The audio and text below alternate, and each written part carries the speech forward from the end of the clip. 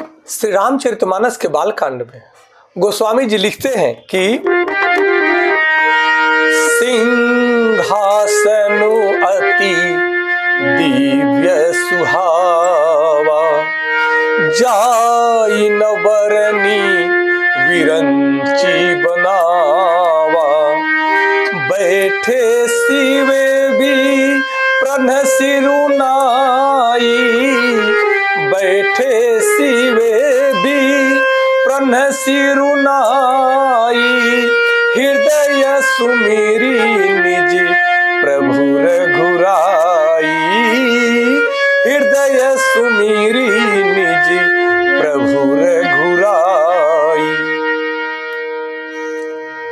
सिंहासनु अति दिव्य सुहावा, जाई न बरनि विरंची बनावा, बैठे शिव विप्रन्न सिरुनाई, हृदय सुमिरी निज प्रभु रघुराई। धन्य है भगवान शिव वेदिका पर एक अत्यंत सुंदर दिव्य सिंहासन था, जिस पर भगवान शिव को बैठाया जाता है, जिसकी सुंदरता का वर्णन नहीं किया जा सकता, क्योंकि वह स्वयं ब्रह्मा जी का बनाया हुआ था।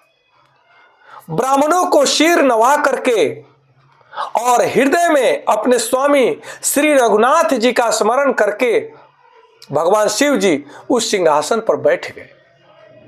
अत्यंत अद्भुत, अत्यंत आनंदमय क्षण है। इस क्षण को आइए हम सब लोग मिलकर के जिए।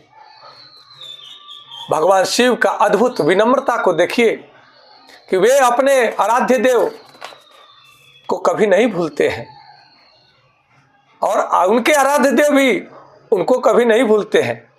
कहते हैं कि विवाह के लिए एक अत्यंत दिव्य और सुंदर सिंहासन बनाया गया, जिसका वर्णन स्वयं ब्रह्मा भी पूर्ण रूप से नहीं कर सकते। उस सिंहासन पर बैठते समय भगवान शिव ने सभी ब्राह्मणों को प्रणाम किया और अपने हृदय में अपने स्वामी, अपने प्रभु श्री राम जी का स्मरण किया। कहते हैं कि भगवान स्वयं भगवान होते हुए भी भगवान शिव ने विनम्रता और भक्ति का आदर्श प्रस्तुत किया। इस भाव को समझने की आवश्यकता है कि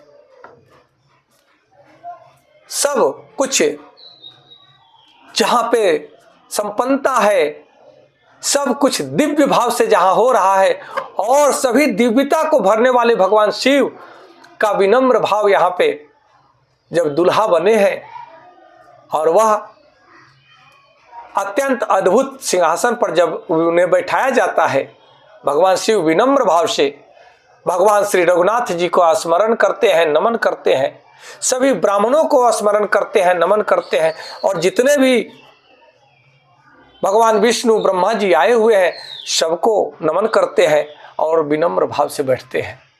इस भाव को समझने की आवश्यकता है कि कहते हैं कि सच्ची महानता व्यक्ति के विनम्रता में होती है। जो व्यक्ति विनम्र भाव से सबके साथ आचरण करता है वही महानता को प्राप्त करता है। सबसे पहले हमें अपने जीवन को विनम्र बनाना यह हम सबका परम कर्तव्य है।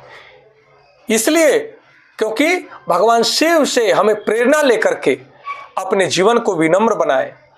और कुछ लोग कहता है कि हम कहीं सिर नहीं झुकाते, परंतु हमारे भगवान शिव सनातन दर्शन, सनातन धर्म में बार बार कहा गया है कि जहां भी लगे वहीं सिर झुकाओ। ये विनम्रता का पहचान है और अहंकार का क्षय है।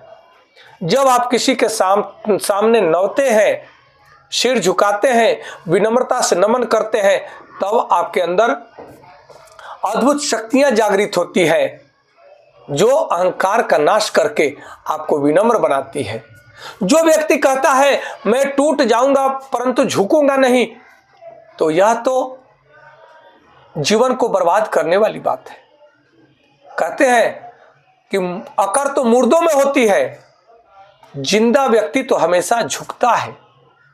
जीवन को लचीलापन बनाए।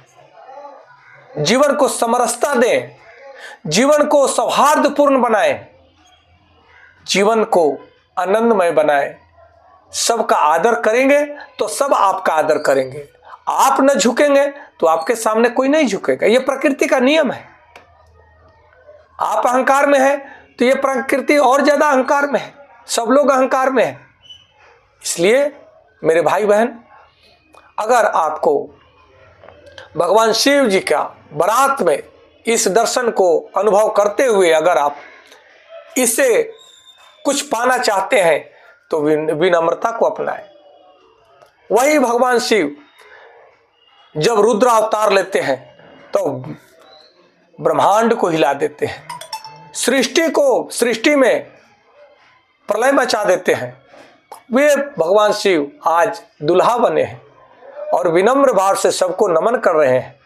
यह अद्भुत दृश्य को देखकर हृदय आनंद से भर जाता है। यही तो श्री रामचरितमानस का अद्भुत प्रस्तुति है जो हमारे और आपके जीवन को आनंदमय बनाती है। आज इतना ही। कल पुनः अगले चौपाई के साथ में मिलेंगे। आप सबको कोटि कोटि नमन। हर हर महादेव। जय माता पार्वती जी। जय सिया राम।